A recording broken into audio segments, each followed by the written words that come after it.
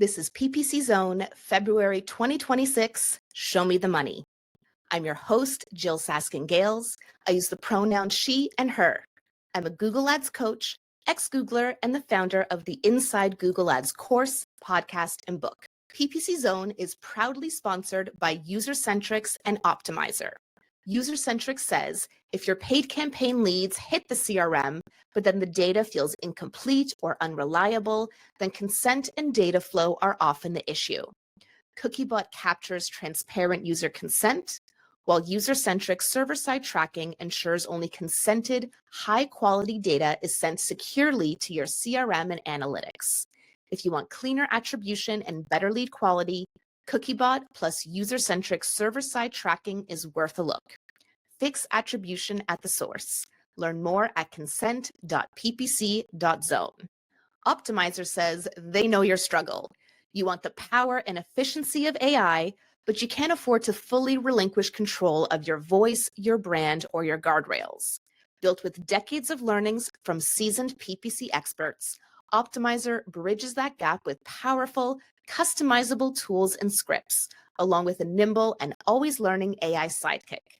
Sign up for a free demo to save time without relinquishing control at ai.ppc.zone.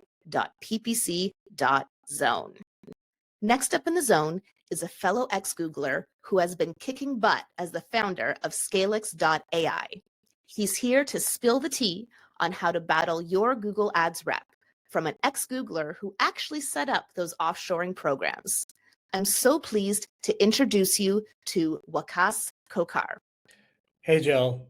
Thanks for the intro. This is a spicy topic. Thanks for having me. I'm the founder and CEO of scalix.ai. I left Google about 6 months ago and have been seeing a countless number of comments on LinkedIn and Reddit regarding your Google reps, and I thought it would be a great topic to discuss today. Quick background about myself. Spent 9 years at Google, started on the new business sales team, and then I managed our vendor team, which was the last 4 years. And I do know exactly kind of what happens behind the scenes, and would love to dive a little bit more deeper into that. I'll give you a little bit of foundational background, but before I do, I just wanted to start the conversation off with reps aren't evil, incentives are misaligned, use filter, not feelings. And what I wanted to share about this piece here is we're all human at the end of the day. And, Google reps are well-intentioned people. They do follow a playbook that we design or had designed to obviously grow Google's revenue. They're not here to sabotage the account. They're obviously reacting to internal incentives and feature adoptions, and obviously trying to drive incremental spend. So, really use a filter, obviously evaluate every suggestion against your own metrics, test the changes in isolation. And if a recommendation aligns with your goals, and it comes with evidence, obviously consider it. But understand they are measured by,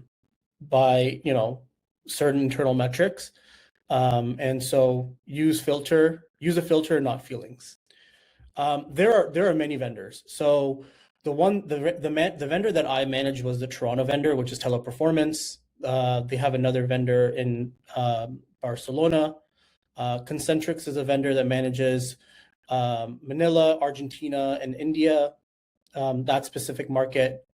T-Tech is the vendor out of Brazil, and Accenture is a new one out of India. I think there's maybe one new one that's also started.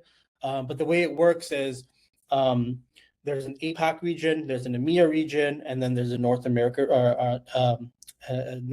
region, and each vendor would manage each of those specific regions. So if you're sitting in India and you're managing Google accounts there, you probably will get a call from either Concentrix or Accenture. If you're in Spain, you're probably going to hear from someone from Teleperformance from Barcelona. So I just wanted to give you a bit of a structure of how they all work. There's 2 to 3 main metrics that are measured for these Google reps. And there's a depth metric with it, which is called UAAs, which is unique accounts adopted.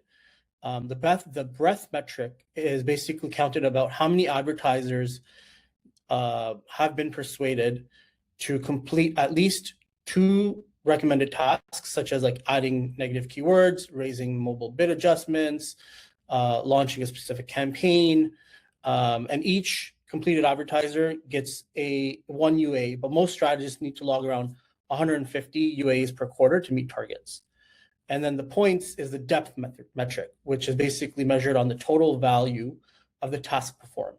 So tasks that could potentially increase an advertiser spend, for example, like raising the budgets, were assigned to point values, and tasks like adding negative keywords, you hit a quarterly goal, and strategists had to average about 30 points per UAA. So like a low value 2-point UA had to be balanced with a high value 75-point UA elsewhere. And then some programs, so there's the vendor teams, there's AGT, there's mid-market, there's LCS. There's different scale of teams based on the bright lines or how much you're spending on Google. A team like AGT, for example, would be measured on all 3, whereas the vendor would be only measured on points and UAs. So I would want to leave you with 3 pieces of advice on how to measure or how to manage your Google reps. One is leverage them where you need, right? We all come across billing issues, policy issues, bugs, tickets that we need to submit. When you do have that, be very firm with how you would want them to escalate that on your behalf. Talk about how it's a blocker, talk about the client, and just make sure that you really are, when you're running into these administrative tasks, that you can lean into your rep for help. The third one is always request evidence. Ask for third-party validations, ask for case studies. If someone is making you turn on AI Max, or someone is making you, turn on broad match, for whatever it is, ask for evidence, ask for validation, and say, hey, where have you seen this, or on another account? Is there a case study that you can share? And obviously take that and then just kind of decide on your end whether or not that's something you would be open to testing or implementing on your side. And then set boundaries. I know we are all gonna get phone calls, we're all gonna get emails. Set boundaries with your rep. You can tell your rep how often you want to be contacted and through which channel. So, if calls are becoming intrusive, obviously adjust your communication preferences. Even, with emails, if, rather than emailing you weekly, just set clear boundaries and let them know how often you want them to reach out. Because they will reach out. It's part of their outreach plan. So those are 3 pieces of advice I'd probably leave you with. It is going to be a constant battle, and like I said, it's a spicy topic, but I wanted to leave you all with these 3 pieces of advice. If you have any questions, feel free to reach out. But thank you, and passing it over back to Jill. Thank you so much, Waqas, for sharing your unique perspective and insights with us in the zone. This is definitely a spicy topic, but you shared some really interesting tidbits that I think will help people understand how to communicate with their Google rep a little bit better. So thank you.